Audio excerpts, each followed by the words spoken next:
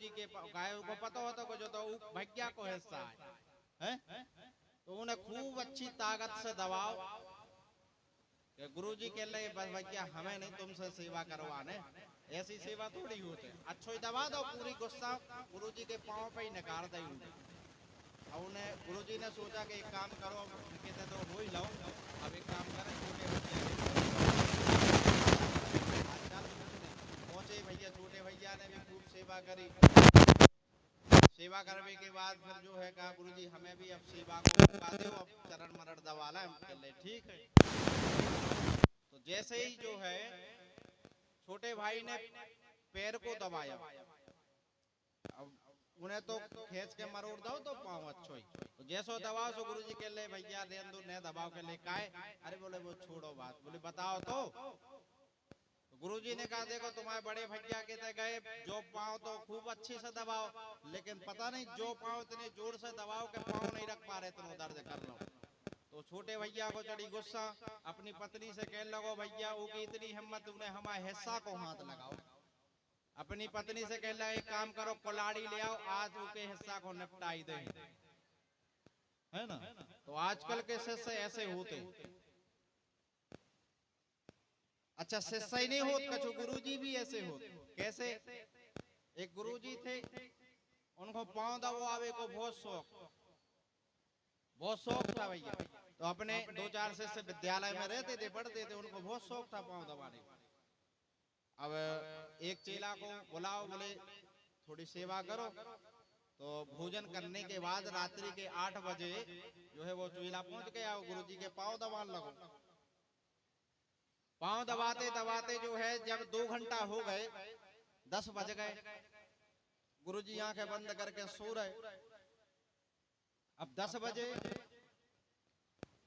तो शिष्य ने सोचा कि अब तो गुरुजी सो गए होंगे, अब हम भी सो जाएं, 10 बज गए रात के। और जैसे ही जान लगो वो, तो गुरुजी कह लगे रुको रुको कहाँ जा रहे? गुरुजी हमने सोची आप सो गए। कहले नहीं बैठो। कितने भाई हो? कहले गुरुजी 4। कहले ठीक है तो पाँव दबाओ। अब 10-11 बज गए, गुरुजी बिल्कुल चुप हो गए, आंखें बंद करी। तो उसने सोचा कि अब जो है अब सो गए होंगे, 11 तो बज गए। जैसे ही जावे को हुआ गुरुजी ने फिर आंखें खोल ली। बोले क्या भाई हो? बोले गुरुजी 4। बोले ठीक है पाँव दबाओ। अब बेचारो वो फिर दबाने लगो पाँव। 12 बज गए, 1 बज गए, 1:30 और 2 बजे फिर जान लगो, फिर गुरुजी की नींद खुली। वो फिर पूछी कि क्या भाई हो? वो चेला ने कहे गुरुजी हैं तो 4, अगर ऐसे ही पाँव दबाते रहे तो 3 ही बचे हैं। तो कहने का भाव यही है, गुरु और शिष्य का रिश्ता पिता और पुत्र की तरह होता है। जिस प्रकार पिता चाहता है कि मेरा पुत्र मुझसे भी आगे बढ़े, इसी प्रकार गुरु भी चाहता है कि मेरा शिष्य मुझसे भी ज्यादा उन्नति करे। तो गुरु तो प्रत्येक व्यक्ति के जीवन में होना चाहिए, लेकिन सद्मार्ग पर चलाने वाला, है ना। तो यहाँ नारद जी ने ध्रुव जी महाराज की परीक्षा ली और फिर जाकर कान में मंत्र दिया। मंत्र ये भागवत का महामंत्र है, इसी का जप कर कर ध्रुव हो चाहे प्रहलाद हो चाहे बड़े बड़े ऋषि संत महात्मा क्यों ना हो, इस मंत्र का जाप करके ही जो है भगवान को सबने प्राप्त किया है। कौन सा मंत्र है? ओम नमो भगवते वासुदेवाय। ये महामंत्र है भागवत का, इसको आप नित्य जाप करना, निश्चित तौर पर भगवान की कृपा आप पर होगी। आइए हम सब लोग भी जो है इसी मंत्र का उच्चारण करते हैं। ओम नमो भगवते वासुदेवाय। ओम नमो भगवते वासुदेवाय। ओम नमो भगवते वासुदेवाय। ओम नमो भगवते वासुदेवाय।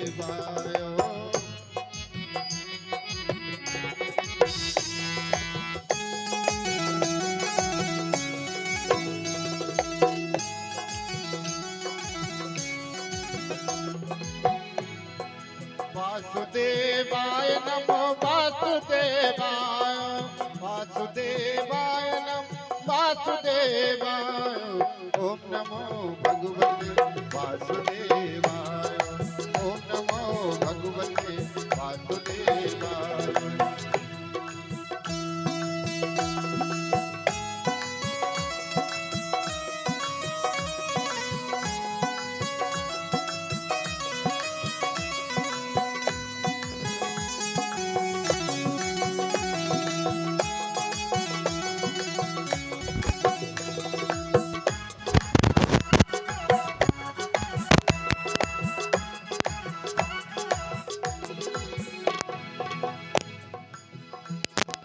ओम नमो भगवते वासुदेवाय ओम नमो भगवते वासुदेवाय नमो वासुदेवाय।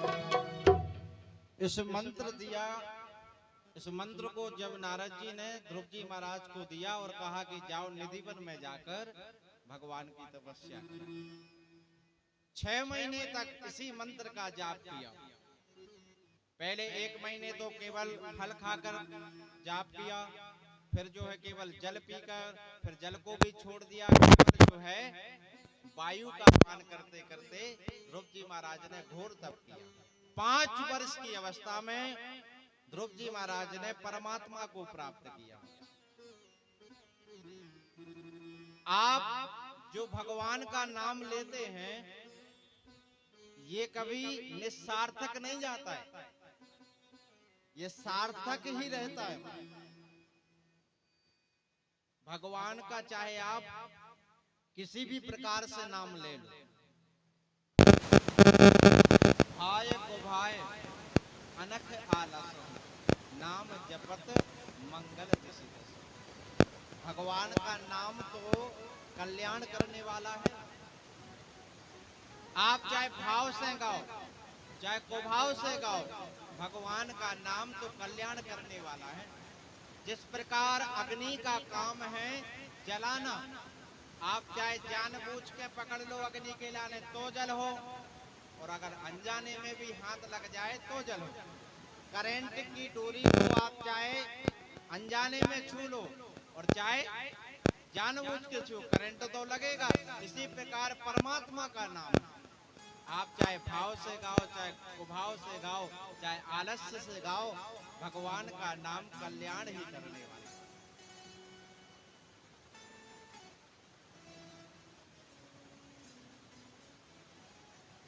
पांच वर्ष की अवस्था में भगवान को प्राप्त कर कर ये कृपा हुई कि भगवान ने उनको दर्शन दिए और कहा जाओ 36,000 वर्षों तक तुम राज करना। अब विचार, अब प्रश्न ये खड़ा होता है कि जब मनुष्य या कोई ऋषि संत महात्मा पहले तो सतयुग में हजारों वर्ष तक तपस्या करते थे, तो हजारों वर्ष तक तपस्या करने के बाद भी परमात्मा की प्राप्ति नहीं होती है, परंतु जो है ध्रुव जी महाराज को 5 वर्ष में कैसे हो गए, ये विचार करने की योग्य है कि नहीं? कैसे हुई मैं बताता। ऐसे हुई कि पिछले जन्म में ध्रुव जी महाराज बड़े तपस्वी थे और उन्होंने घोर तप किया। इतना तप किया महाराज कि केवल 6 महीने ही रह गए थे परमात्मा की प्राप्ति के लिए। कितने महीने? 6 महीने। लेकिन उसके पहले एक घटना हुई। क्या हुई कि जहां ध्रुव जी महाराज पिछले जन्म में तपस्या कर रहे थे, वहीं पर एक राजकुमार अपनी कई दासियों के साथ में आया और वहीं पर अपना टेंट फेंट लगाकर रुक गया।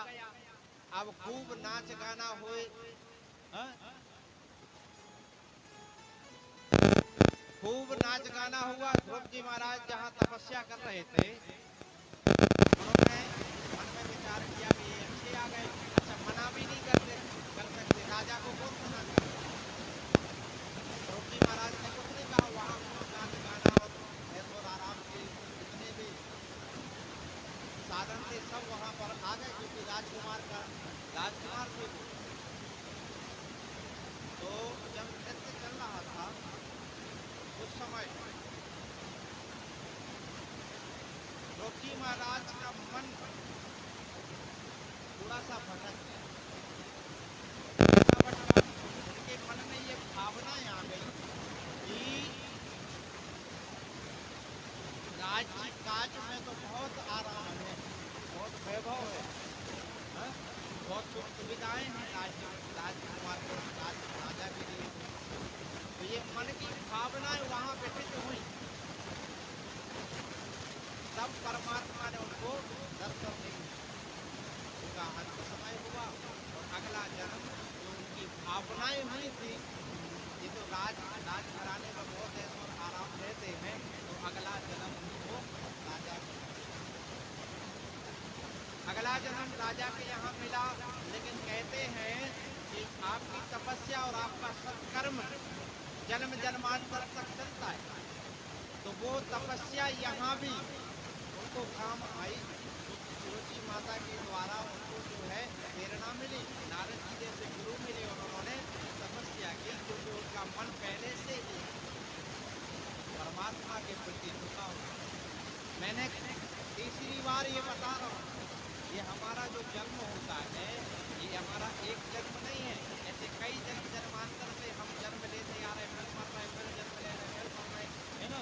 तो ये हर जन्म में हमारा जो मन है वासनाओं के प्रति ज्यादा झुका रहता है, संसार के प्रति।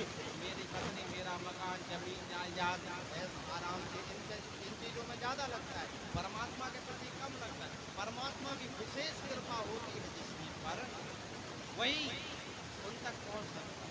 जैसे संत महात्मा मुनींद्र जो निरंतर परमात्मा का गुणगान करते रहे हो, प्रारब्ध में भी वो यही रहे। और जिस प्रकार की भावनाओं को लेकर हम अपने प्राणों को छोड़ते हैं, तो अगला शरीर, अगला जन्म हमें उसी प्रकार से प्राप्त होता है, प्रारब्ध के कर्मों के अनुसार। और ध्यान रखना, इसीलिए तो हम लोग जब अंत समय आता है तो कहते नहीं है कि भैया गीता सुना दो, राम नाम को जाप कर दो, थोड़ा सा गंगा जल पिला दो। कारण क्या? यही कि अंते सो मति सो गति, अंत समय में आपकी मति यानी बुद्धि जिसकी ओर चली जाएगी, अगला जन्म आपको वही प्राप्त। प्रारब्ध का फल बहुत महत्वपूर्ण है। अब कई लोग तो ये कहते हैं, महाराज हम तो खूब पूजा करत, खूब पाठ करत, खूब सत्कर्म कर रहे, परंतु जो है हमारे जीवन में दुख ही दुख आ रहे। हम तो खूब पूजा कर रहे, पाठ कर रहे, परंतु हमारे जीवन में दुख का आ रहे। तो कारण केवल यही रहता है कि इस जन्म में चाहे आप कितने भी अच्छे कर्म कर रहे हो, प्रारब्ध का भी तो आपको चुकाना है। हो सकता है आपके प्रारब्ध के कर्म ऐसे कोई बिगड़े हों जिससे इस जन्म में आपको थोड़ा सा दुख मिल रहा है। लेकिन अगर आप सत्कर्म कर रहे हैं तो जहां आपको हाथ कटना होगा वहां केवल सुई लगेगी और आपका काम हो जाएगा। अच्छे कर्मों का यही फल परिणाम होता है कि जहां आपको पांव कटना होगा केवल कांटे के रूप में वो निकल जाता है। अच्छे कर्मों का यही फल। एक घर में दो बालक पैदा हुए, एक भाई बड़ा भाई खूब सत्कर्म करता, खूब गंगा नहाए, पूजा पाठ करे, निरंतर भगवान को जाप करे और भगवान की भक्ति में लीन रहे, अपना कार्य करे। लेकिन छोटा भाई बिल्कुल विपरीत, ऐसा कोई कृत्य नहीं जो वो बुरे कर्म ना करता। दारू पिए, मांस खाए, जुआ खेले, सब कुछ करे। दोनों का जीवन ऐसे ही चलता रहा। लेकिन जो है एक दिन अब बड़ा भाई परेशान पे परेशान होता रहा, परेशान पे परेशान होता रहा। छोटे भाई पर कोई असर नहीं पड़ा। छोटा भाई खूब धन कमाए, खूब धन आता रहा उसके पास और खूब जो है ऐश और आराम की जिंदगी बिताता रहा। एक दिन की बात ऐसे वो परेशान रहा बड़ा भाई, और छोटा भाई बढ़िया जो है खूब ऐशो आराम की जिंदगी जीता रहा। लेकिन एक बार की बात है कि बड़ा भाई गंगा स्नान करने के बाद रास्ते से जा रहा था, उसी समय एक खजूर का कांटा उसके पाँव में लग गया और पाँव के